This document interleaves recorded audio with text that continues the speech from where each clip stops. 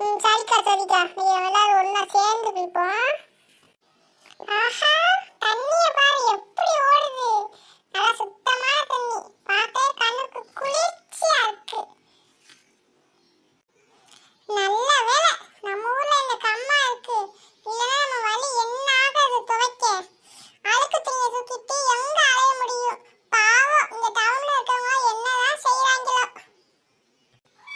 ஏக்கா, டவுன்ல இருக்கவங்க எல்லாம் ஒரு நாளைக்கு போட்ட துணியை 3 நாளைக்கு போடுவாங்களாம்.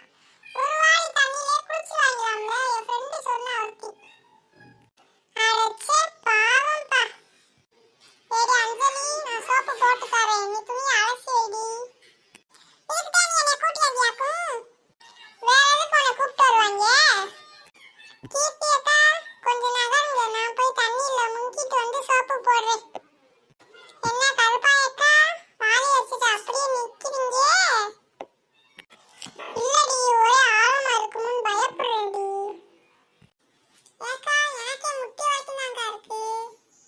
அடங்க ஆத்தா, உனக்கு முட்டிக்கிறதா எனக்கு மூக்கு வரையும் இல்லடி